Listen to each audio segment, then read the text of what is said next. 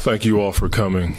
Obviously, I feel so blessed and thankful that God has given me another opportunity to be a part of something that's bigger than me, for sure, bigger than most of the things I've done in sports. And so thankful to Mr. Colangelo and Coach K for allowing me to be a part of this endeavor to bring another gold home to the United States. And as I said in my statement, I want to do a good job of representing Mr. Benson and the Pelicans, certainly the city of New Orleans. I feel like it's another opportunity for us to be a part of something pretty cool, and so I take a lot of pride in that. And on behalf of my family, we're really thankful for since they announced it. My phone and the different people who have emailed and called and texted me has been pretty overwhelming. And my family's been really blessed by that, and so I'm just really overwhelmed by the whole deal. I've known about it for a couple of weeks and just trying to hold on to it. Didn't tell the coaches even until about last week, and only told a couple of them, and then I told everybody this morning because it got out before the announcement, and I didn't want them to hear about it from somebody else. But I'm just thankful for this opportunity and looking forward to being around the coaches and players and going through that experience. So, if you guys have any questions. Yeah. How do you feel about this even broader perspective? Yeah. So much from Yeah. perspective, how to do different things. Yeah. Is that a benefit, or I mean, is it something you can take advantage of, or what's your thoughts about it? Yeah, that was for me, that's what I thought about. You know, once you get through the initial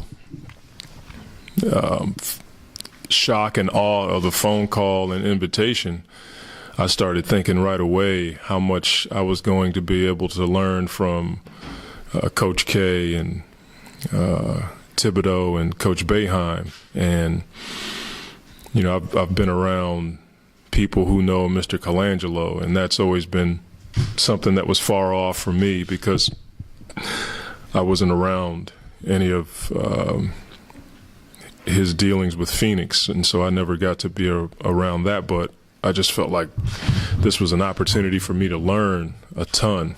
And in talking to Coach K a couple days ago, he was talking about what he wanted me to bring to the staff and things like that. But my thought process was, man, I'm going to glean a lot from being around this situation. And I have a different perspective because I talked to Nate so much over the past few years. When he did it, you know, I had to run the gym in Portland while he was gone.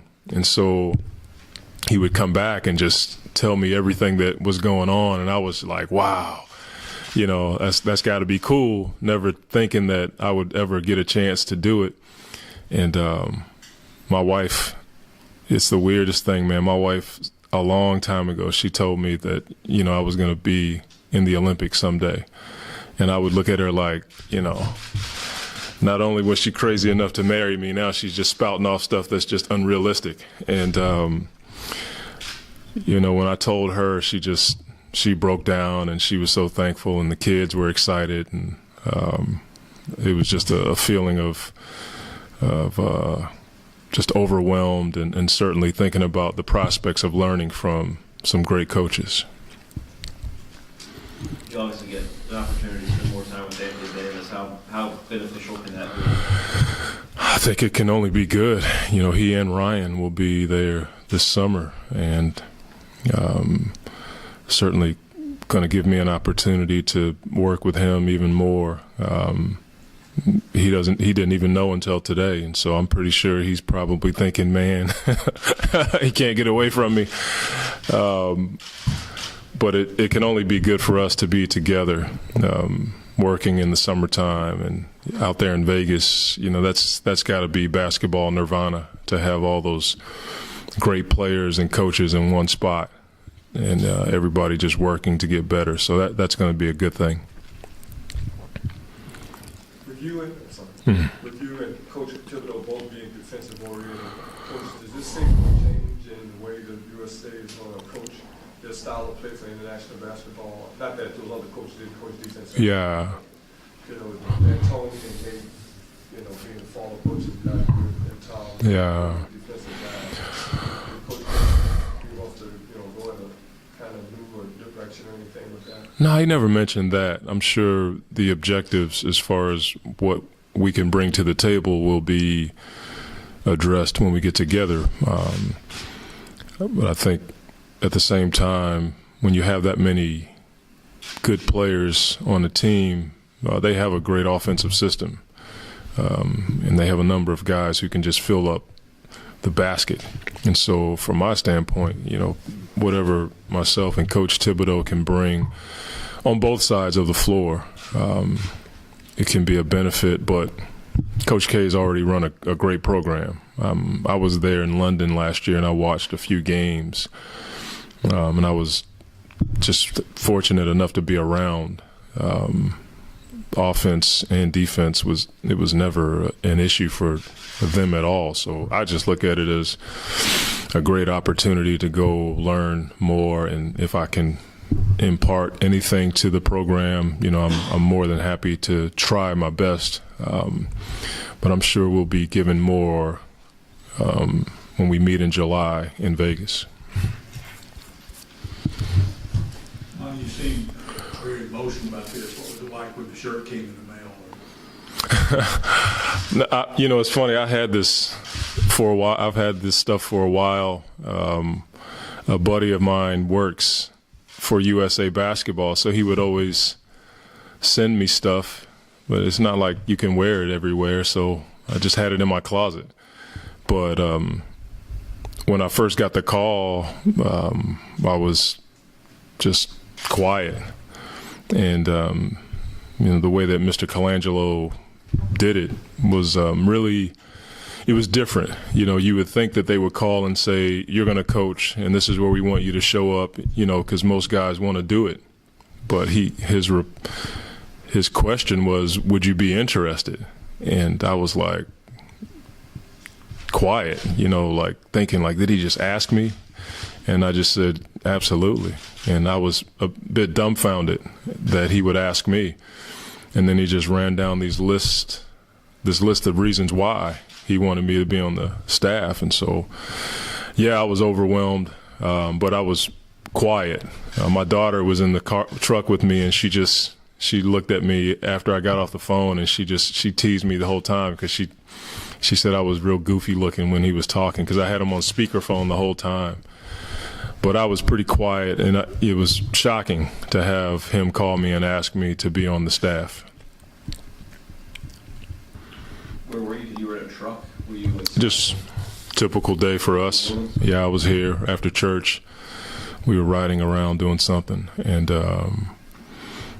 going to meet my wife somewhere. And so my daughter and I think my son was in the car with me, and in the truck, and that's when he called. And when kids become teenagers, everything you do is goofy. So I was in my goofy mode then, but it was a pretty cool time to have my kids be able to hear that. So all this stuff is pretty special to me, and to be able to represent your country in any fashion is an honor, and that's why it caught me off guard. Even though I'd kind of heard some rumblings that they may ask me, you never know about that stuff because there's so many coaches who are qualified to do it. So you never think of yourself in that regard. You just think like, well, if I get an opportunity, I'll jump at it. And then when the call comes, you don't even know how to respond. And just called my wife and told her briefly, and then we met up and talked to Pop and talked to Nate, and that was about it, because I wanted to keep it quiet, and I knew those guys could keep it quiet, and couldn't tell any players because those guys do all that tweeting and stuff like that. And it was like, man, if I tell those guys, they'll have it on tweet book or whatever, all that stuff they do. It's certainly not the way to keep a secret. How do you plan to juggle your schedule next month? So much summer league, Yeah. writing. Yeah. I mean, you usually have assistant coaches. Yeah. But you still evaluate. Yeah. How do you plan to juggle that? I'm just going to bring my family, instead of, being gone for about a week and a half, I'll be gone for about 3 weeks. So I'm going to bring them out to Vegas. But to me, they're all good issues to have. If you can be a part of summer league and evaluate and watch basketball all day, which is like vacation for me, that to me is I love Vegas because I can just sit in a gym and just watch 5 or 6 games in a row and then go eat and do it again the next day. So that's not a big deal for me. But when it's 3 weeks, it can be a little taxing on your family. So I'm going to bring them out later on in the month so they can be there for the camp. And it's like I said, I'm blessed and honored to be able to do it. So I don't look at it as a problem. I wish everybody had these kinds of issues. How well do you know Coach K and you're able to talk basketball with him, got any advice, and you talk about Austin with him, anything like that? Say that again. How well do you know Coach K? You able to talk to him about Yeah. talk basketball, about maybe something with Austin? Yeah. I've known Coach since high school, just during the recruiting process. He was recruiting a lot of players from the D.C. area, and then I got to know him just competing against Duke when I was at Notre Dame. Could never beat those guys. We had them beat one time down there, and I had a really good game, and we had the game wrapped up. Marty Clark hits a shot at the buzzer. That was one of the most devastating losses I had, was against them. And I'll never forget, after the game, he came up to me and kind of grabbed me and said something. I forget what it was, but he was just kind of congratulating me on a good game. But I think he was saying it was tough for him to watch me lose because we played so well. We weren't a really good basketball team, but we played well that day. And then over the years, I've gotten to know him indirectly through Grant. Grant and I have, we just talk basketball a lot, and he raves about Coach K and his ability to relate to players. And, I always ask guys who've done more than me, how do they do it? And we've talked about him a lot. And then I went to a game, a Carolina-Duke game, when I was transitioning from playing to coaching. I went to a game. Actually, Grant took me to a game, and I got a chance to be around him a little bit there. And then over the years, you just run into each other because you're always at the same venue for something. But I saw him last year in London. I never thought twice about, coaching on the team. I was there because Anthony asked me to come, so I just went out there to support him, and not realizing that, I was going to get an invitation the next year. And just goes to show you, we teach our young guys all the time about having a respect for everybody that you meet in this game, people in general, but you never know how it's going to turn out. Coach K's kicked my butt my whole career, and to have him invite me to be on the team was pretty cool, but it just says a lot about how fortunate I've been over the years to be around good people and good basketball men and women. Anything else? Coach, we haven't seen you since the draft lottery, 17 days out from the draft. Can you just tell us, I guess y'all got to be right toward the end of y'all formulating the decision. Yeah. Where y'all going? Can you just talk about how it's going before the draft someone's here? Well, there's not much to talk about as of yet. We haven't had a workout. Our pick is a different kind of situation than we had last year because it's a different game now where guys don't want to work out. And I'm not really a fan of that, but it's the climate that we live in. And so from that standpoint, because we haven't had a workout, all we've done is discuss some things.